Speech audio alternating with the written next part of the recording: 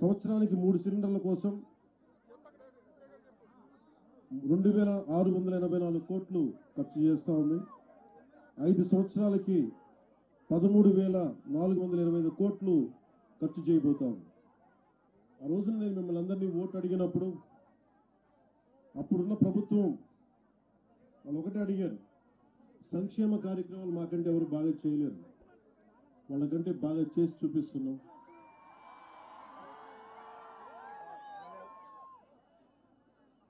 డబ్బు దోచుకోవడం తప్ప వాళ్ళకి ఇచ్చే మనసు లేదు, మనకి దోచుకోవాల్సిన అవసరం లేదు. జేబులోంచి డబ్బులు తీసి ఖర్చు పెట్టే మనస్తత్వం నాయకులు ఇక్కడ ఉన్న వాళ్ళందరూ. అలాగే పెన్షన్ సంబంధించి రాష్ట్ర వ్యాప్తంగా 64,14,000 మందికి పెన్షన్లు తీసుకుంటా ఉన్నారు. 2,710 కోట్ల రూపాయలు ఒక నెలకే ఖర్చు పెడుతున్నాం. అంటే ఈ ప్రభుత్వం, ఎన్డీఏ ప్రభుత్వం, గౌరవ ముఖ్యమంత్రి శ్రీ చంద్రబాబు గారు, ఆయన అనుభవం, అపారమైన పరిపాలన అనుభవం, ఇవన్నీ ఉండబట్టే ఈ రోజున మనం ఇవన్నీ చేయగలుగుతున్నాం. జనసేన పోరాట పటిమ, మీ పోరాట పటిమ, మీరు రోడ్ల మీదకి వచ్చి మీరు అండగా నిలబడితే ప్రతి ఒక్కరికి ధైర్యం వచ్చింది. ఎర్ర కండువాలు వేసుకొని రౌడిజంకి నిలబడి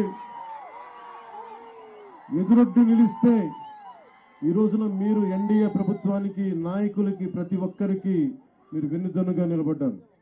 మీరే గనక ఈ పోరాటం లేకపోతే ఎంతమంది మాలాంటి వాళ్ళు వచ్చినా చేయలేము. ఈ విజయం మీది, ఈ కూటమి విజయం మీది.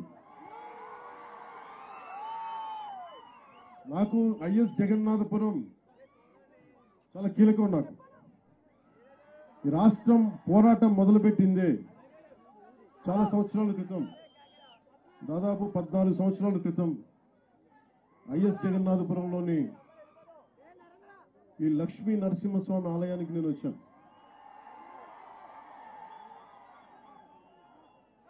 ఇది మా గురువు గారి ఊరిది.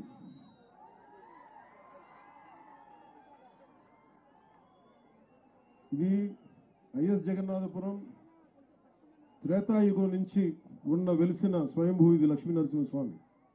చాలా శక్తివంతమైన నేల ఇది.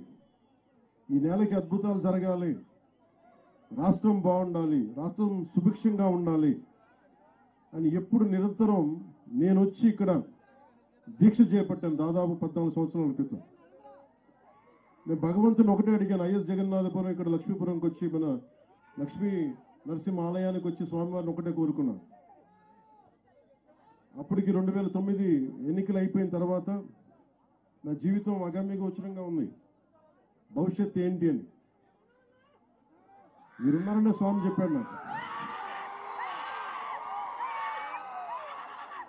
ఇక్కడికి వచ్చి లక్ష్మీ నరసింహస్వామిని ఒకటే కోరుకున్నాను, తండ్రి నాకు శక్తినివ్వు, నాకు ప్రజల కోసం పనిచేసే శక్తినివ్వు.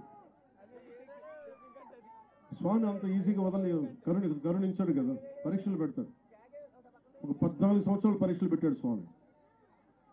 ఫస్ట్ ఓడిపోయాం, భవిష్యత్తు లేకుండా కనిపించింది, చిమ్మ చీకటి, వెలుతురు లేదు.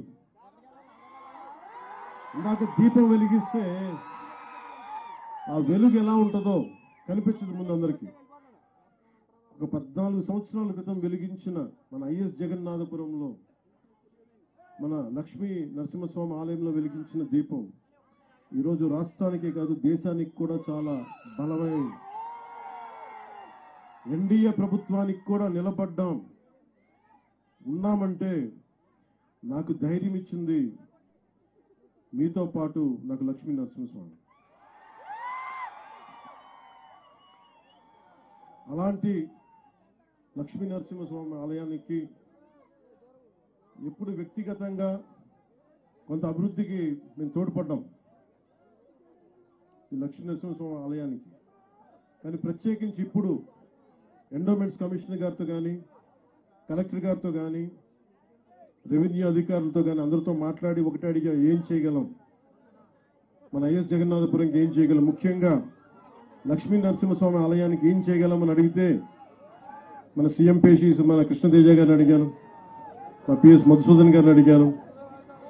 వీళ్ళందరితో కూర్చొని చాలా రోజుల నుంచి మాట్లాడి, కాదు ఈ రోజు నేను ఇక్కడికి వస్తాను నాకు నిజంగా తెలియదు.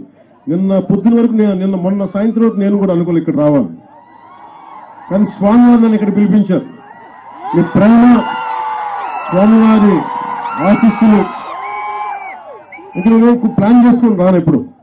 కానీ నాకు ఆయన ఆజ్ఞ ఇక్కడికి రమ్మని ఇక్కడి నుంచి ప్రారంభించిన దీపం, ఈ దీపం కేవలం వంటింట్లో వెలిగివ్వడానికి కాదు, వంట చేయడానికి కాదు, ప్రతి ఒక్కళ్ళకి జ్యోతిని ఇవ్వడానికి, కడుపు నింపడానికి, ఈ ఉద్యోగం లేని యువతకి ఉద్యోగం ఇవ్వడానికి, ఆడబిడ్డల భద్రత లేని కాడికి మీరు భద్రకాళిలా అవ్వాలని చెప్పి అది ఇవ్వడానికి, ఆ ధైర్యం నింపడానికి, అందుకని ఈ రోజున ఇక్కడికి వచ్చాం.